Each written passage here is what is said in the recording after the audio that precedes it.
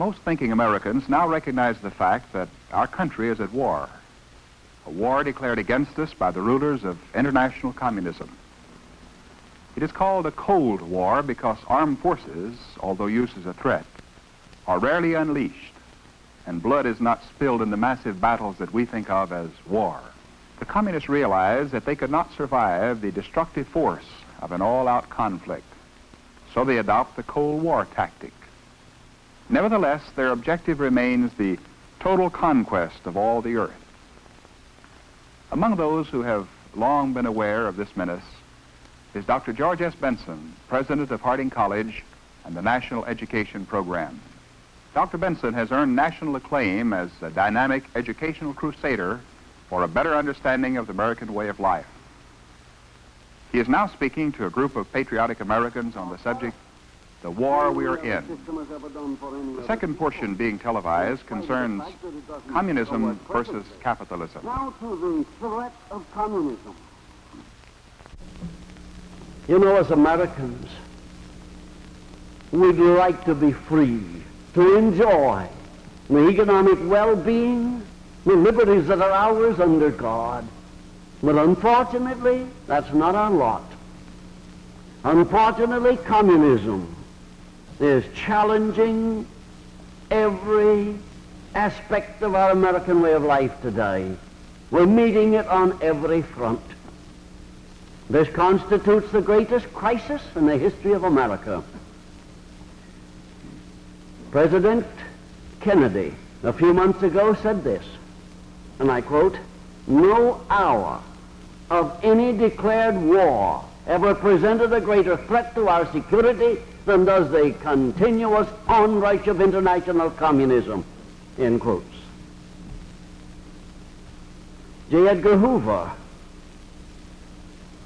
in a speech a few weeks ago at Valley Forge, said international communism constitutes one of our two major threats today. General Eisenhower, toward the close of his second administration, directed the military to help alert the American public to the threat of international communism, the dangers of the fifth column within. The communists themselves make their intentions quite clear. We don't have to guess about what their intentions are. And I believe when we're speaking of the communists today and of their plans, we should speak very factually. We should be careful to document what we say. What I'm saying about the communists tonight and their attitude toward America and their plans here, I'm taking from primary sources. I want to quote from the World Marxist Review. This is an official communist publication. It's a monthly magazine, published in Russian, in Chinese, in German, in English. This English version you may order from Progress Books, 42 Stafford Street, Toronto 3, Ontario, Canada. You may get single issues for 35 cents, $3.50 by the year.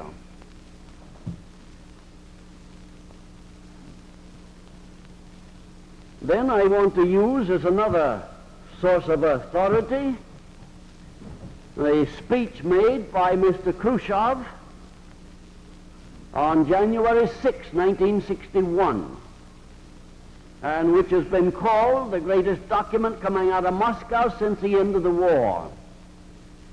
Then I want to use the United States in today's world. This book is written by Gus Hall, Executive Secretary of the Communist Party, published February of last year. I would term it a primer for communist action in America.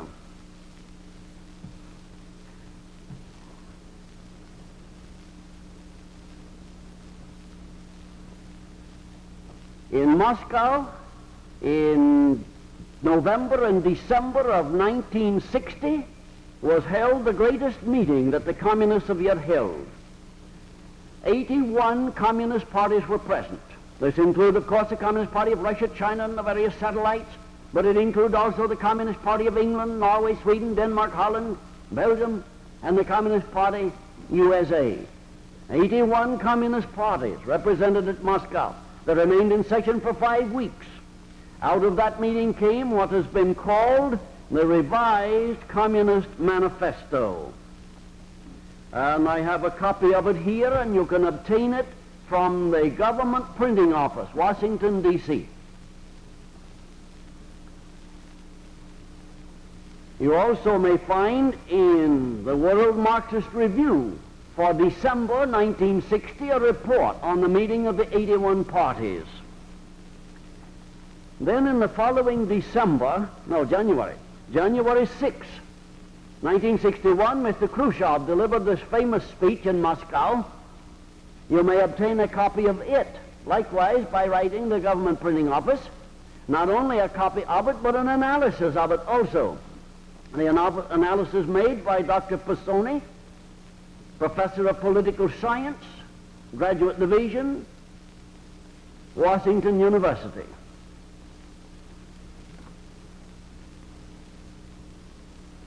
From these you find certain very clear-cut statements. I'll not take time to quote from these tonight, but I want to summarize what's there, and I'll quote nothing that isn't also included in the summary that was made for the subcommittee to the Senate on Internal Security and given under oath.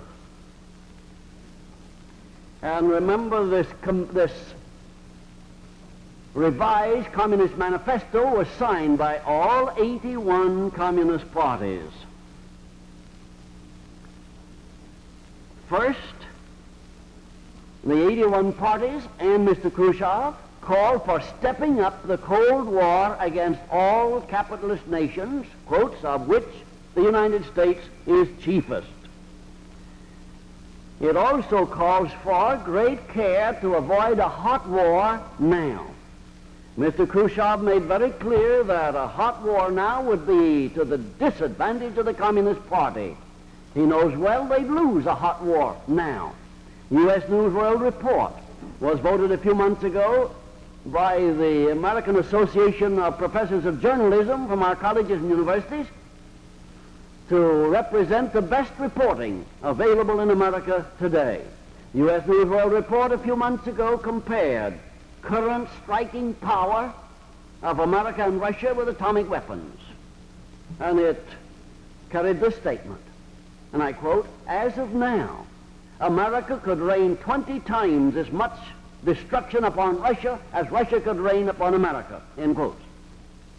That's why Khrushchev does not want a hot war now. He knows he's not prepared to win it. He understands our power better than most of us do. That's part of his business. Then next, he said, in the meantime, while promoting the Cold War, weaken America, but build up Russia's atomic power. Then he asked and answered this question: can atomic war be indefinitely avoided? And he said it can on one condition, the condition being that all capitalist nations capitulate. But he said some of the capitalist nations may not capitulate. In that event, he said, there will in the end be atomic war. Now that gives very clearly the communist attitude in this crisis. They don't want a hot war now because they know they'd lose it. But they do intend to carry on the Cold War and to thereby weaken America, destroy her will to resist, while building Russia's atomic strength and the strength of other communist nations until they get ready for the hot war, when they would call on us to capitulate or would be atomic war. Then following this meeting of the 81 parties and a famous speech by Khrushchev came the 22nd Communist Congress in Moscow in October of 1961. And there came other declarations. Among them was this: the greatest exploiting nation in the world is the United States. which is accordingly the enemy of all mankind. That was followed by another statement dedicating all the powers and energies of the communist nations to the overthrow of all capitalist and oppressive nations, of which it said the United States is chiefest. So they have all signed a statement declaring that their energies and their resources are dedicated to our destruction. But a Cold War for the time being till they get ready for a hot war. Mr. Khrushchev also advocated certain methods for promoting the Cold War.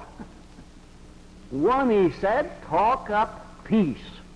He said, our greatest advantage is the fact we carry the banner of peace. Well, in reality, what do they mean by peace? Why is it that the communists always talk peace and are always stirring up trouble? Well, to us that doesn't seem harmonious. But to them it does seem harmonious, and it is. Why? Because when they talk about peace, they do not mean what we mean when we talk about peace. When we talk of peace, we'd like to have it achieved now. We'd like for hostilities to be put out of the minds of people. We'd like to feel we could look forward to a world in which there would be no hostilities. Is that what a Russian means when he talks about peace? Not on your life. He believes there can be no peace in the world so long as capitalism prevails anywhere. So when he talks about peace, he's talking about that condition which will prevail after capitalism has been destroyed. So to the communist, peace means destroy the capitalist countries. That's exactly what it means. That's communist language. He talks about the struggle, and it's the struggle to destroy the capitalist nations. He talks about peace, and that's the conditions that's to prevail when the struggle has been terminated. Then he said, talk peace fronts. Promote peace fronts. What's a peace front? Well, that's an organization led perhaps by some fairly well-known churchman, and which probably circulates petitions, and which says this: atomic war is too terrible to imagine. We must have no atomic war. America should convince the world that she'll never engage in an atomic war. If necessary, we should unilaterally disarm. If necessary, we should sink our weapons in the depths of the Atlantic Ocean.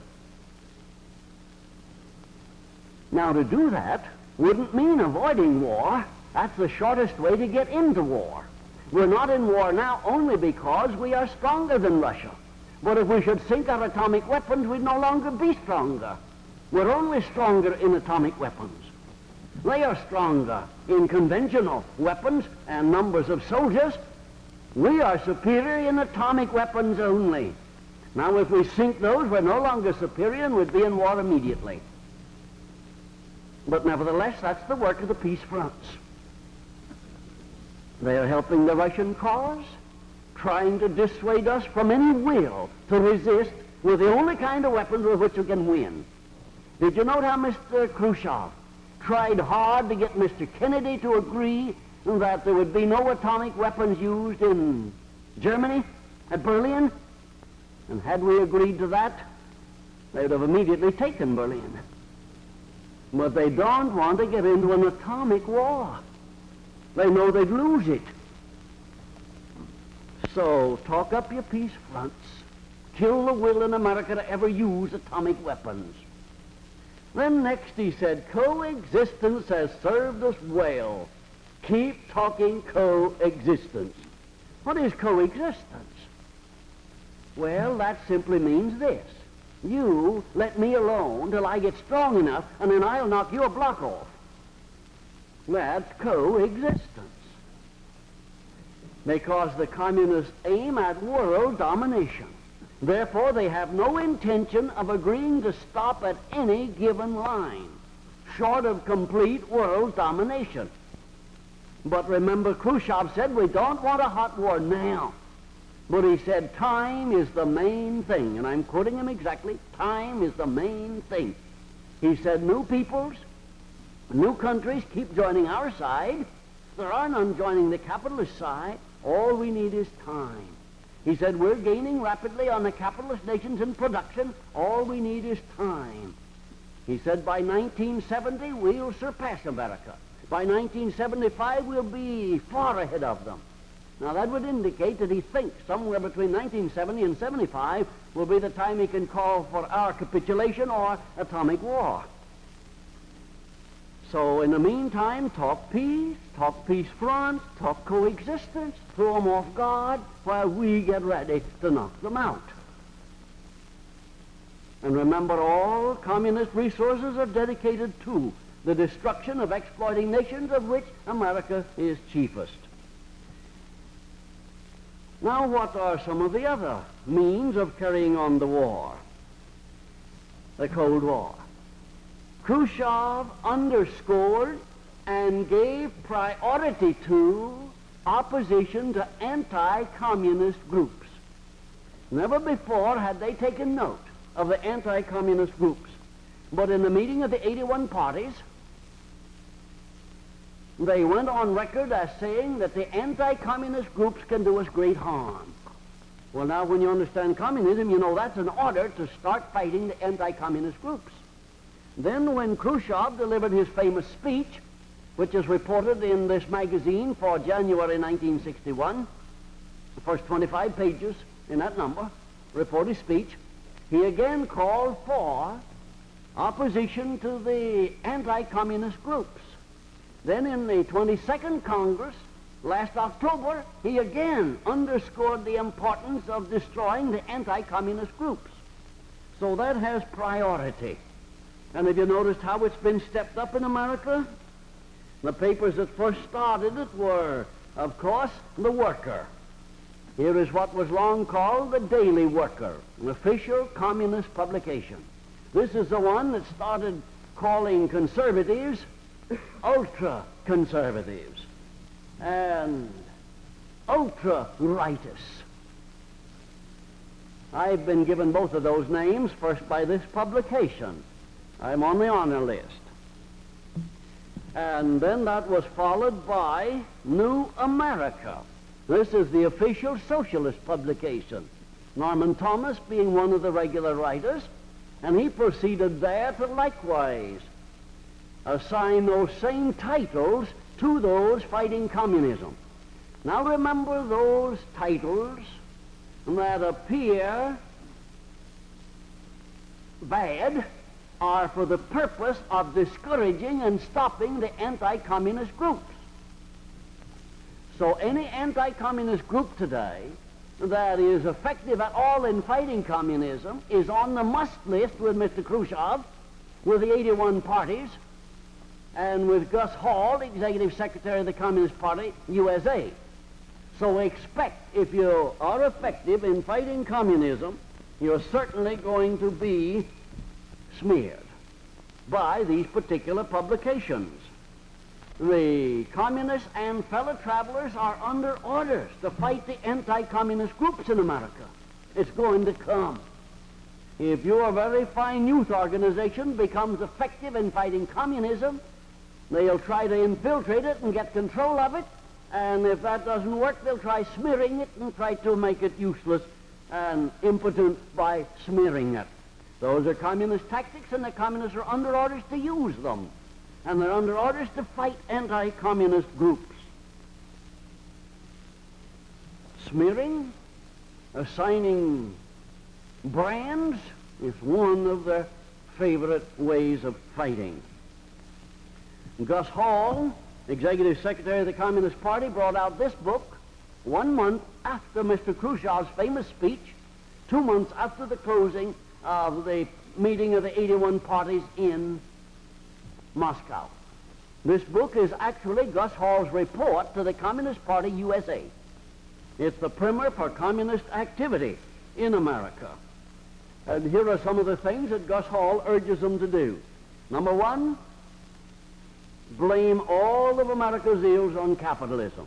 Make capitalism unpopular. Why make capitalism unpopular? Because that's our means of production. And with 6% of the world's people, we're producing 44% of the world's manufactured goods. During World War II, this nation built more weapons than our enemies and their allies all combined. So it's pretty important to try to stop our marvelous productivity. So Gus Hall says, blame all of America's ills on capitalism. Build hatred for capitalism. Then he said, infiltrate employees and alienate them against their employers.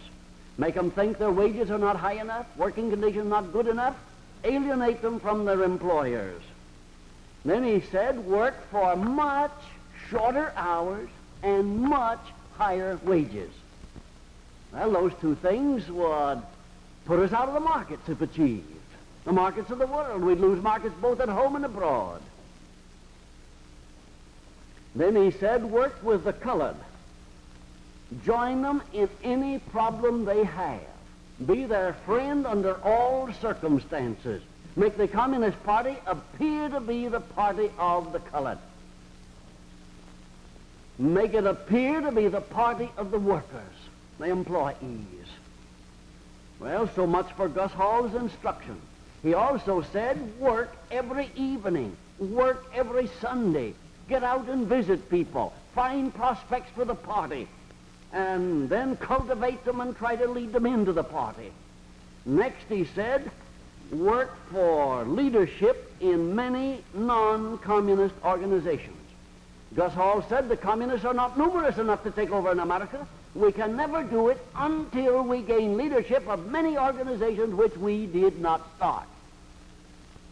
All right, there's your order to the communists in America, to gain leadership of as many organizations as possible that they didn't start. Gain them undercover, gain them not as communists, appear to be the workingest person in the organization you're trying to get control of, appear to have at heart its goals.